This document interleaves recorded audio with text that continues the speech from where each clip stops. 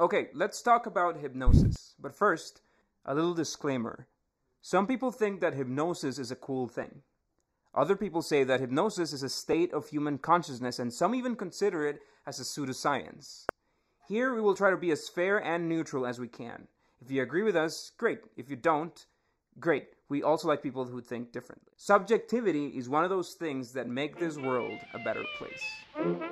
Now, let's get to the point. We can call hypnosis the attitudes generated through a process called hypnotism. That process can be done by yourself or by someone else. But what happens to your brain during hypnosis? Here's where we'll have like a little war. Well, we don't like war. Let's call it a boxing combat. On one side, Mr. Altered State. This guy defines hypnosis as an altered state of mind, like a trance. And there are levels of that trance, not like Mario Brothers levels like the one in a skyscraper. And the hypnotized person goes to those levels. Maybe like Inception. And on the other side, Mr. Non-State. He says that hypnosis is produced by cheap psychological methods like absorption and expectation. It means, for me, it's easier to hypnotize you when I previously told you that I'm going to do it. That predisposes you and makes the process possible. Do you know what a placebo is? No, not that placebo. Placebo, a harmless pill, medicine, or procedure prescribed more for the psychological benefit to the patient than for any physiological effect. Okay, this definition relates the hypnosis to a placebo very much. But who wins? The truth is that the judges of the combat, in this case the American Psychological Association, well, they don't really know. They're neutral, and they have set some definitions, arguable, misunderstood, or unknown, but definitions in the end. During hypnosis, the person is inducted to get sharply focused on memory, activity, or thought, blocking any other distraction. They are likely to obey suggestions, so be careful not to end up jumping from a cliff or giving away all your money. So at this point, we can divide this into two kinds of hypnosis. First, the hypnotherapy, which is used for therapeutic purposes. And second, the stage hypnosis, done by mentalists with the goal of entertaining an audience.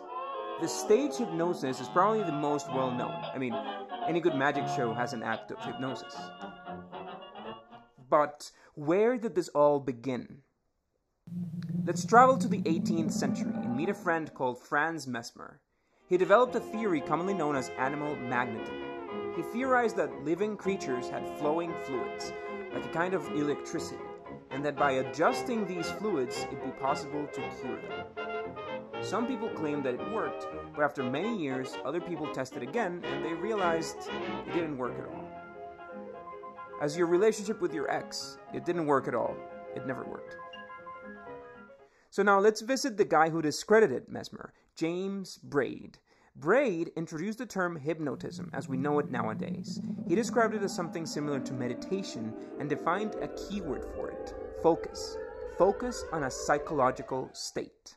This guy asked his patients to focus on a specific object, like a dangling pocket watch. And by focusing on this object, they ended up in a sort of trance. I bet you've seen that before, right? And now let's go to Freud. Freud used hypnotherapy to recover repressed memories from his patients, pressing on their forehead. Pretty weird, right? Well, he left it when he found the love of his life, psychoanalysis, and then he experimented combining both methods in a new technique called hypnoanalysis. In the following years, hypnosis has been studied and evolved in the way that it's applied, and even more, it has created new disciplines and research fields such as neuro-linguistic programming. Its goal is to develop or improve the behaviors of a patient using the existing connection between neurological processes, the language, and patterns learned by the experience of the patient. The NLP, as it's called by its closest friends, is used to cure phobias, depressions, tic disorders, and so on. Another discipline developed thanks to hypnosis is the EMDR, or the eye movement desensitization and reprocessing. We can call this discipline a friend of ours, so we'll call it just EMDR. I guess this person needs therapy to create cool names. Well, the EMDR is a complex method to cure the PTSD, but PTSD likes to be called by its entire name, so let's call it Mr. Post-Traumatic Stress Disorder. Well, agree or not, we can't deny that hypnosis has contributed to growing the knowledge of medicine in general. Probably some things about it sound weird nowadays, but guys, don't judge it too hard. Everybody has a dark past. Everything has the right to recover from bad decisions. Our friend Hypnosis isn't the exception. So leave us a comment with the worst decision you've made in your life so we can judge you as we've judged Hypnosis today. I'm kidding. Leave a comment telling us about the funniest thing or myth you've ever heard about hypnosis. There are some pretty amusing ones out there. Now, don't forget to subscribe, thumbs up, and share this everywhere, even on MySpace and LinkedIn if that's even possible. Stay fresh.